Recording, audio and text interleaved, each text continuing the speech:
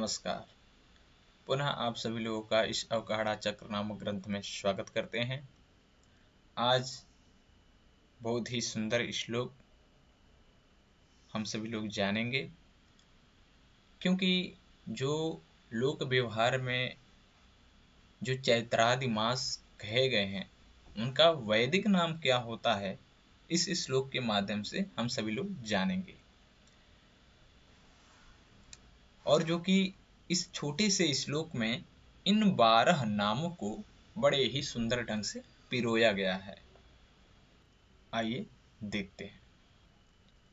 मधुस्तथा माधव संज्ञकश्च शुक्रः शुचिश्चाथ नभो नभस्यौ तथेस ऊर्जश्च सहस्यौ तपस्तपस्या विदिते क्रमेण। जैसे कि चैत्रादि मासों को किन किन नाम से जाना जाता है, इस श्लोक के माध्यम से हम सभी लोग जानेंगे। मधु मधु मास किसे कहा गया है? तो चैत्र मास को मधु मास कहा गया है। चैत्र मास को मधु मास कहा गया है। जो चैत्र वैशाख ज्येष्ठ आषाढ़ जैसे क्रम से फाल्गुन तक जो मास होते हैं उनको इन इन नामों पर क्रम से रख देना है। बड़े ही स्पष्ट ढंग से आप सभी लोग जान जाएंगे। जैसे कि यहाँ मधु आया है, यहाँ पर हम चैत्र मास को सम्मिलित कर देंगे, अर्थात इससे जोड़ेंगे। तो मधु मास किसे कहा गया है? तो चैत्र मास को मधु मास कहा गया है।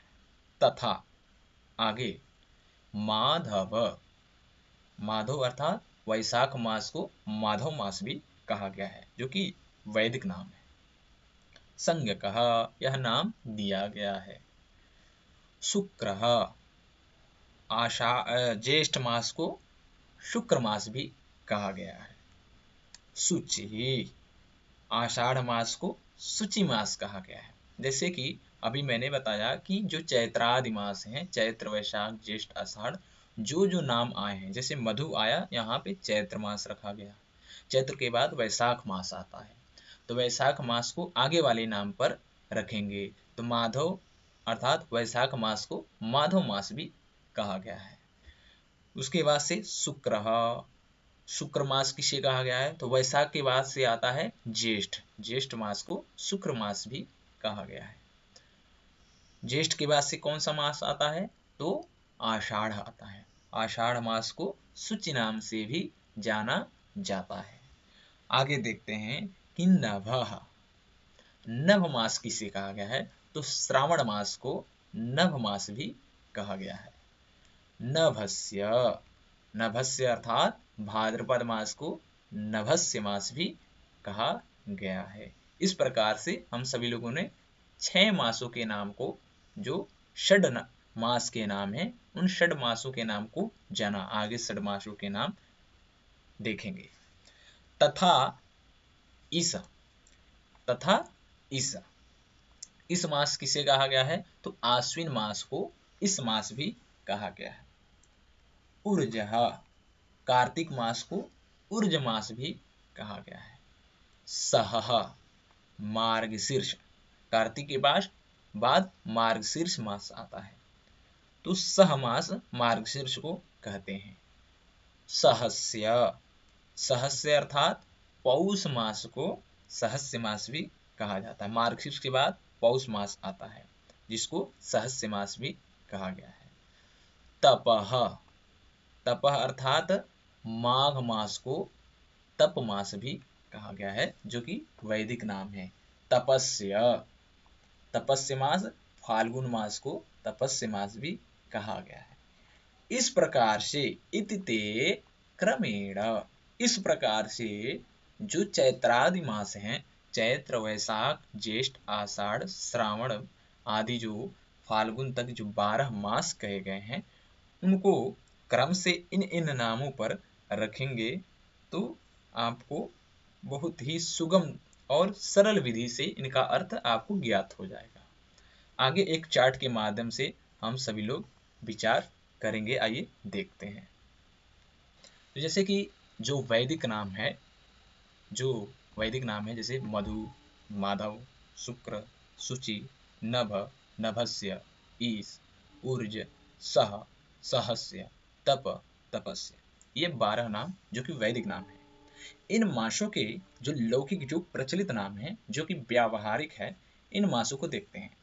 तो मधु मास को चैत्र मास भी कहा गया है, माधव को वैशाख, शुक्र को ज्येष्ठ, शुचि को आषाढ़, नभ को श्रावण, नभस्य को भाद्रपद, इसको आश्विन, ऊर्ज को कार्तिक, सह को मार्गशीर्ष, सहस्य को पौष, तप को माघ और तपस को फाल्गुन।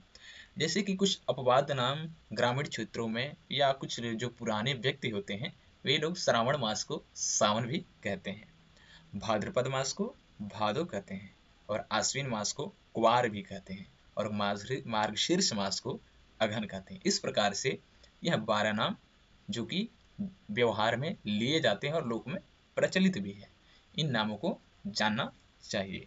आगे हम सभी लोग अगले श्लोक का विचार करेंगे। अथ ऋतु नामानि, अर्थात ऋतुओं के नाम कितने होते हैं, इसका विचार हम सभी लोग करेंगे। जैसे कि श्लोक के माध्यम से हम सभी लोग देखें। मृगादिराशि द्वय भानुयोगात् षडर्तवः स्युः शिशिरो वसन्तः, वसन्तः ग्रीष्मश्च वर्षाश्च शरश्च तद्वत् हेमन्तनामा कथितश्च षष्ठः। जैसे कि मृगादि राशि द्वय भानुयोगात्,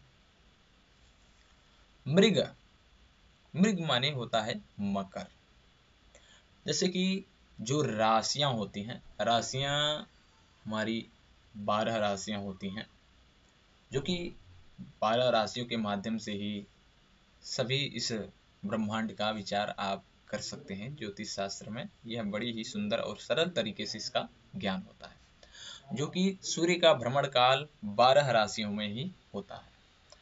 तो श्लोक के माध्यम से हम सभी लोग देखें तो मृग आदि, अर्थात जैसे कि आप सभी लोग मेष, वृष, मिथुन, कर्क, सिंह, कन्या, तुला, वृश्चिक, धनु, मकर, कुंभ, मीन, यह 12 राशियों को यदि स्मरण किए होंगे तो आपको मालूम होगा। यदि नहीं मालूम होगा तो आपको एक चार्ट के माध्यम से उपस्थित किया जा रहा है, आप सभी लोग इसमें देखें,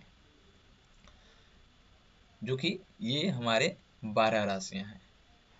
इसमें आप सभी लोग देख करके स्मरण करें और इसका विचार करें। तो श्लोक में पुनः देखते हैं तो मृग अर्थात मकर राशि से आदि अर्थात प्रारंभ करके, आदि जहां भी आए यदि, तो वहां से प्रारंभ करके आपको पुनरावृत्ति करते हुए वहां तक पहुंचना है, उसके पूर्व वाले संज्ञा अर्थात नाम के पास तक। तो जैसे मकर राशि है तो मकर राशि से प्रारंभ करना है। तो श्लोक में क्या कहा कि मृगादि राशि द्वय भान योगा, मकर राशि से प्रारंभ करके, मकर के बाद से कौन सी राशियां आती हैं तो मकर, कुंभ, मकर और कुंभ राशि में यदि सूर्य का क्या हो, भानु अर्थात सूर्य का योग हो, अर्थात योगात, योग होने से, मकर और कुंभ राशि में सूर्य की संक्रांति होने से। देखिए जब राशि में सूर्य चलेंगे तो उसी राशि को भोग भी कहा जाता है, उसी राशि को यदि सूर्य चलते हैं तो संक्रांति कहा जाता है। तो सडर तवह अर्थात दो दो राशियों का क्रम यदि बैठाएंगे तो 6 ऋतुएं होती हैं। ये षडर तवह आगे श्लोक में इसका अंत में इसका अन्वय किया जाएगा। तो षडर तवह स्युः, लेकिन श्लोक के माध्यम से हम सभी लोग देख लें। तो मृगादि राशि द्वय भानुयोगात् अर्थात दो दो राशियों के योग होने से, संक्रांति होने से, षडर तवह स्युः 6 ऋतुएं होती हैं, स्युः होती हैं। कौन कौन सी होती हैं? तो जो पहला मकर राशि से कुंभ तक गए हैं तो उसमें शिशिर ऋतु होता है। मकर और कुंभ राशि में यदि सूर्य संक्रांति करते हैं तो शिशिर ऋतु होगा। उसके बाद से मीन, मेष, मीन राशि और मेष राशि में वसंत ऋतु होगा, क्योंकि मकर और कुंभ के बाद मीन और मेष, इन दो राशियों में यदि सूर्य संक्रांति करेंगे तो वसंत ऋतु होगा। उसके बाद से वृष मिथुन राशि में जब सूर्य संक्रांति करते हैं तो ग्रीष्म ऋतु होता है। आगे देखते हैं तो कर्क और सिंह राशि में जब सूर्य संक्रांति करते हैं तो उस समय वर्षा ऋतु होता है। कन्या और तुला राशि में जब सूर्य संक्रांति करते हैं तो उस समय शरद ऋतु होता है। इसी प्रकार क्रम से वृश्चिक और धनु राशि में जब सूर्य संक्रांति करते हैं तो हेमंत ऋतु होता है। इस प्रकार से ये नाम कहे गए हैं। हेमंत नाम कथितस्य षष्ठः। इस प्रकार से 6 ऋतुएं 6 प्रकार के नाम से कही गई होती हैं, जो कि 6 ऋतुएं भी होती हैं, जो कि आप सभी लोगों ने सूर्य के संक्रांति जिन जिन राशियों में होती है उसके माध्यम से आप सभी लोगों ने जाना। आइए हम सभी लोग एक चार्ट के माध्यम से अच्छे तरीके से देखते हैं कि सूर्य किस प्रकार से भ्रमण करते हैं और उसके भ्रमण से वो ऋतुएं परिवर्तन होती रहती हैं और आती रहती हैं। किन के राशि में सूर्य चलते हैं तो ऐसा होता है। एक मैंने यहाँ चित्र बनाया है जो कि क्रम से मकर राशि से सूर्य प्रारंभ होंगे और 2-2 राशि का भोग करेंगे तो 6 ऋतुएं क्रम से होंगी। आप सभी लोग ध्यान से देखें, जो कि यह पीले कलर में है जो कि सूर्य है और बीच में जो नीले वर्ण की है यह पृथ्वी है, और जो यह लाल वृत्त जो है यह क्रांति वृत्त है। जब सूर्य सदैव क्रांति वृत्त में ही भ्रमण करते हैं। क्रम से श्लोक के माध्यम से मकर राशि से प्रारंभ किया गया है, इसलिए मैं भी मकर राशि से ही सूर्य का जो चलायमान गति है वहीं से प्रारंभ किया है। इस प्रकार से जब सूर्य मकर राशि में है तो देखिए शिशिर ऋतु उस समय प्रारंभ हो चुकी है। आइए हम सब लोग देखते हैं। धीरे धीरे सूर्य प्रारंभ होते हैं, मीन में पहुंचते हैं, वसंत ऋतु मेष तक जाएंगे तो वसंत ऋतु रहेगा। वृष में ज्यों प्रवेश करेंगे तो ग्रीष्म ऋतु हो जाएगी। वृष और मिथुन तक ग्रीष्म ऋतु रहेगा। उसी प्रकार कर्क में ज्यों प्रवेश करेंगे वर्षा ऋतु हो जाएगी। कर्क और सिंह में वर्षा ऋतु रहेगी तब तक। कन्या में प्रवेश करेंगे उसके बाद से शरद ऋतु आ जाएगी कन्या और तुला में। फिर इन 2 राशियों को संक्रांति होने के बाद वृश्चिक और धनु में जब प्रवेश करेंगे तो हेमंत ऋतु हो जाएगी। इस प्रकार से सूर्य ऐसे चलते रहेंगे, ये इनका क्रम है, सदैव हमेशा इसी गति से चलते रहेंगे और जो 6 ऋतुएं होती हैं ये हमेशा सदैव आती रहेंगी। तो इस प्रकार से आप सभी लोगों ने इस डायग्राम के माध्यम से, इस चलनात्मक चित्र के माध्यम से आप सभी लोगों ने देखा और आपको आशा होगी कि यह समझ में आया होगा। अगर समझ में न आया हो तो आप कमेंट बॉक्स में लिख करके भेजें, आपको पुनः अच्छे तरीके से इस पर विचार कराया जाएगा, आपको समझाया जाएगा। एक चीज जाने, पंचांग में जो सूर्य दिए रहते हैं कुछ बच्चों को जानकारी नहीं होती है कि कैसे हम जानेंगे कि सूर्य कैसे चल रहे हैं। तो पंचांग में औदयिक सूर्य स्पष्ट होता है, उसमें राशि अंश कला विकला दिया रहता है।